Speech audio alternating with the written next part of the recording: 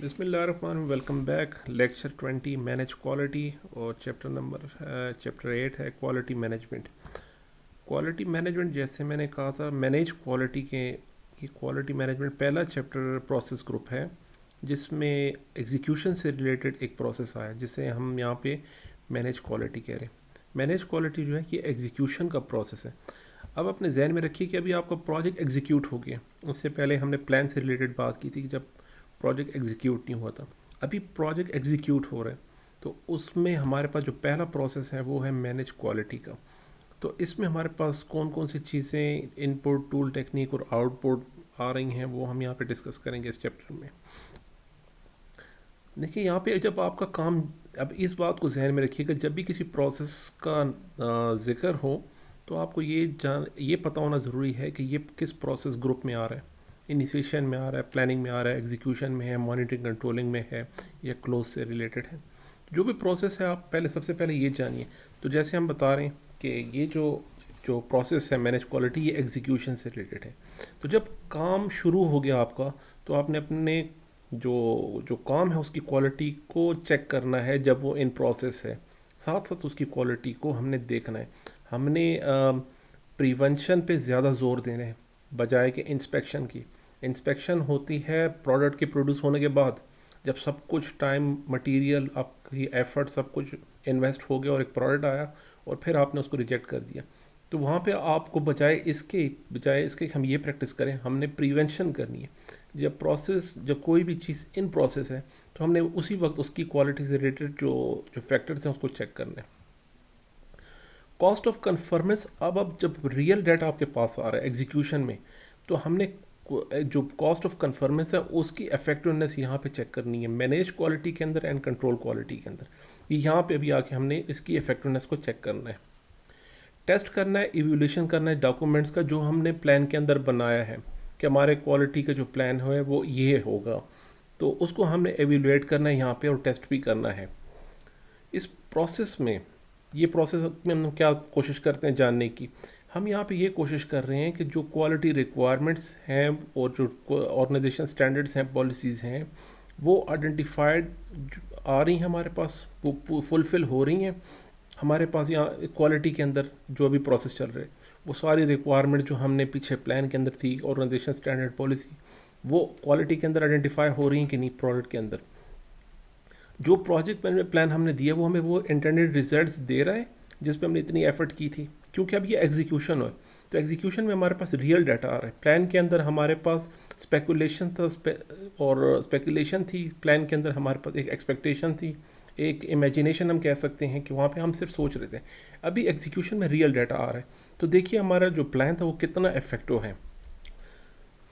अभी जो डाटा हमारे पास है अभी उसमें हम ये देखना चाह रहे हैं कि वो उस प्लान के मुताबिक हमारा जो काम है वो क्वालिटी कितने लेवल की क्वालिटी हमें दे रहे हैं, और जो हम काम कर रहे हैं वो सही काम मतलब राइट वर्क कर रहे हैं, कस्टमर रिक्वायरमेंट मीट कर भी रहा है कि नहीं वो स्टैंडर्ड क्वालिटी, उसको चेक करना है हमने इसी प्रोसेस के अंदर।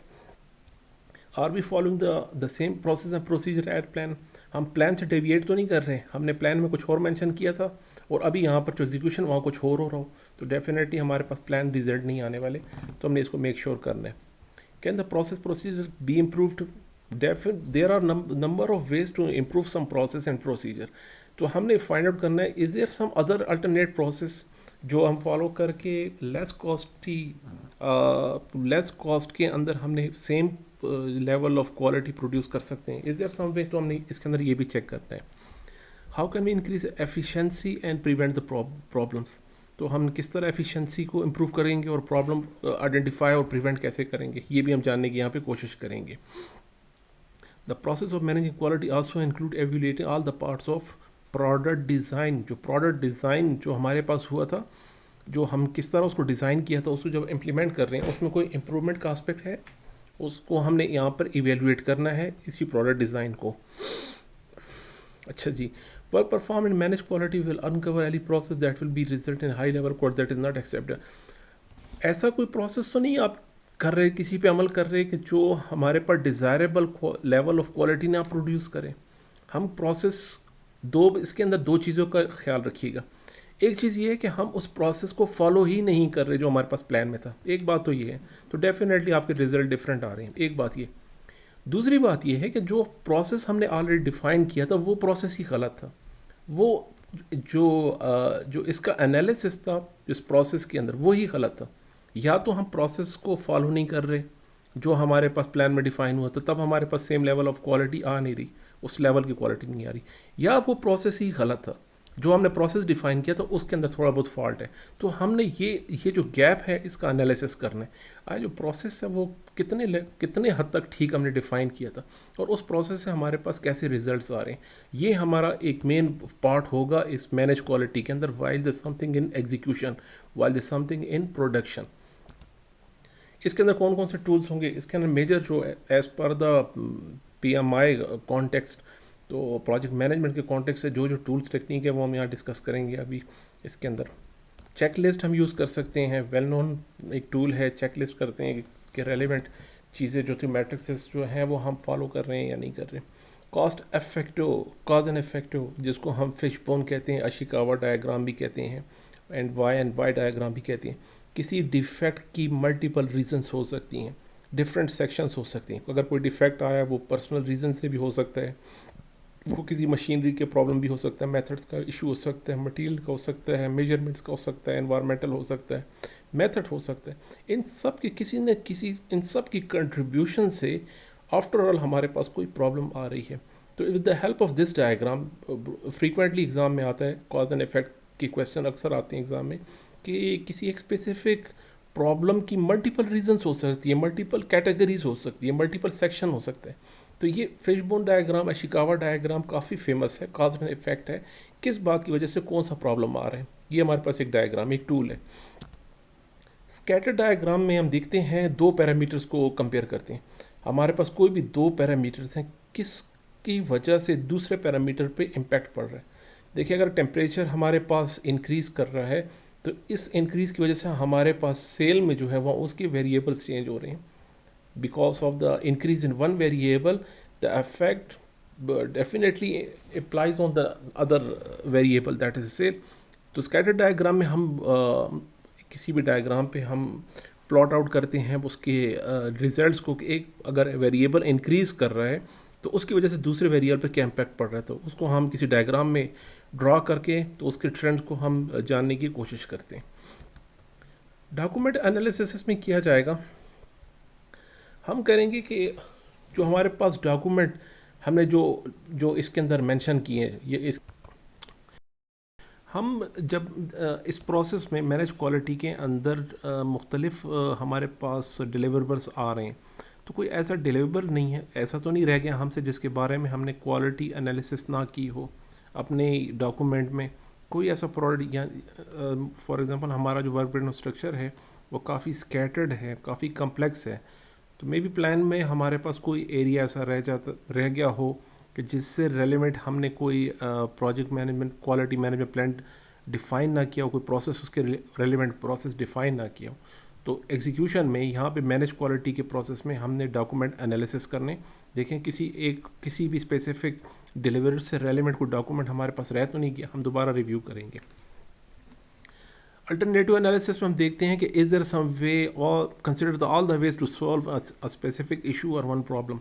एक प्रॉब्लम को सॉल्व करने के मल्टीपल तरीके हो सकते हैं। आप अल्टरनेटिव एनालिसिस कीजिए कि हमने जो प्रोसीजर डिफ़ाइन किया था उससे कोई बेहतर कोई रास्ता है उसको हल करने का, तो वो भी हम यहाँ अल्टरनेटिव एनालिसिस में करते हैं।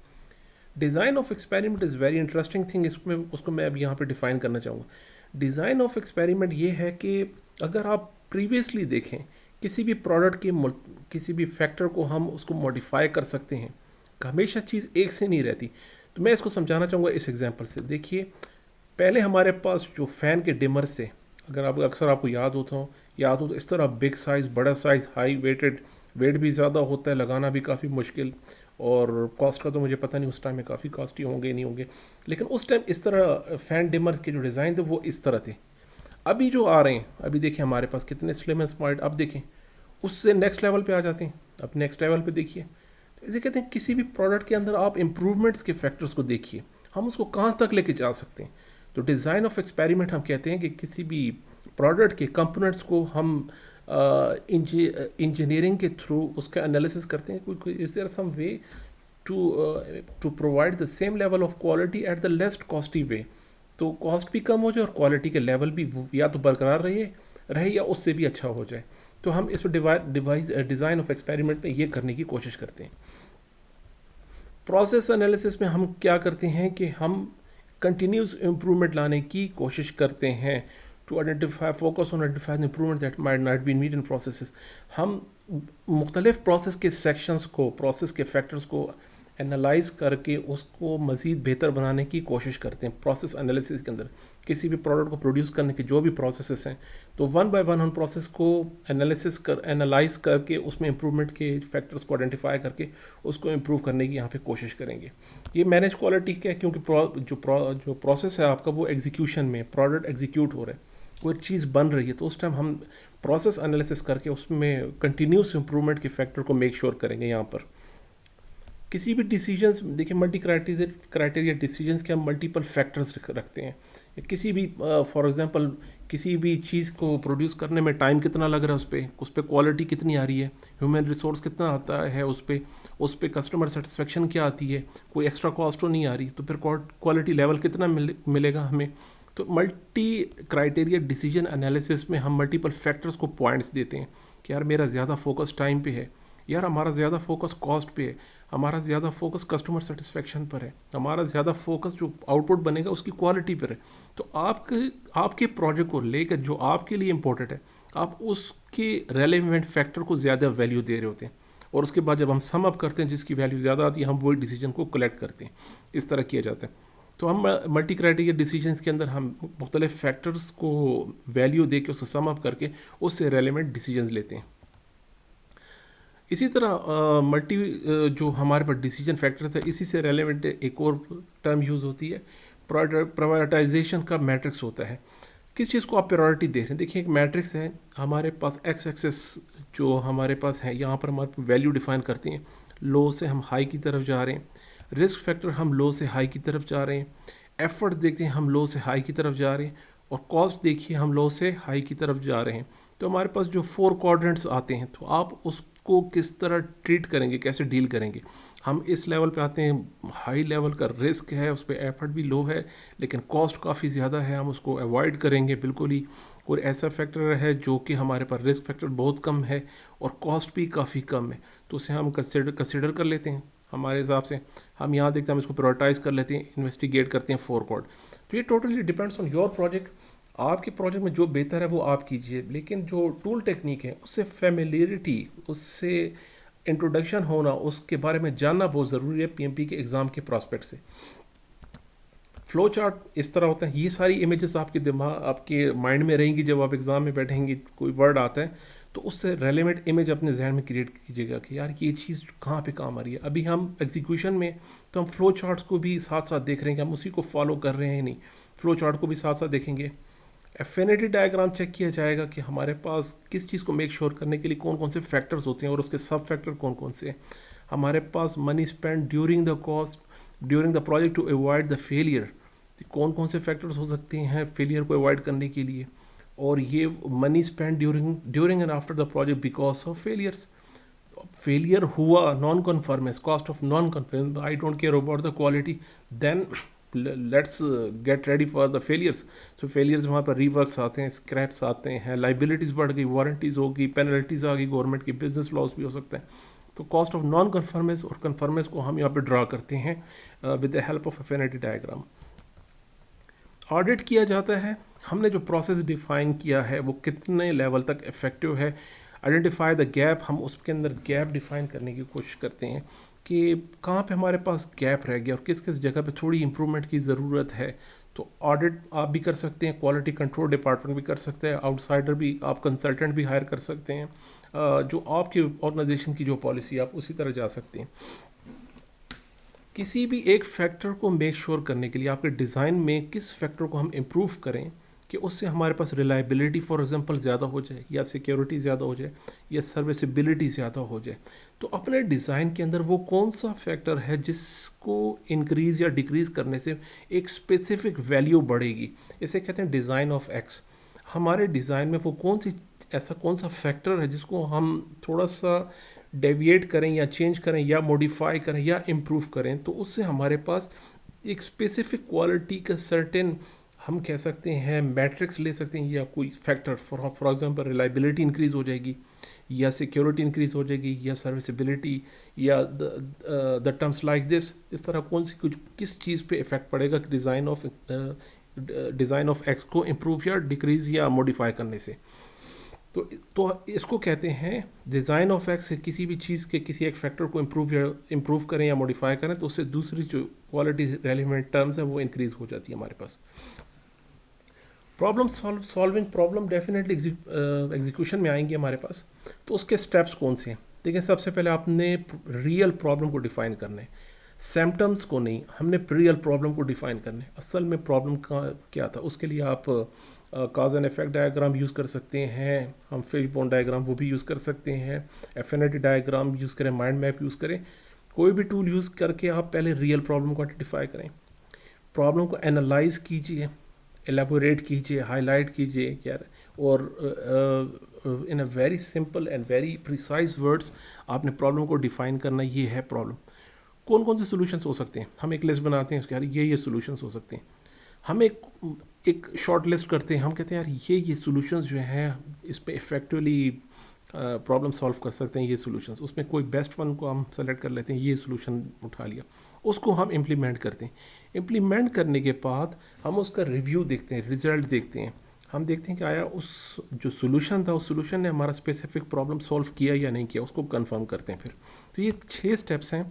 तो बेहतर ये कि आप इसकी प्रैक्टिस कर लें कि 1 to 6 आप डिफ़ाइन कर लें जब हम पेपर की तैयारी कर रहे हो। तो यार प्रॉब्लम सॉल्विंग की अकॉर्डिंग टू PMI ये सॉल्यूशंस हैं, ये स्टेप्स हैं।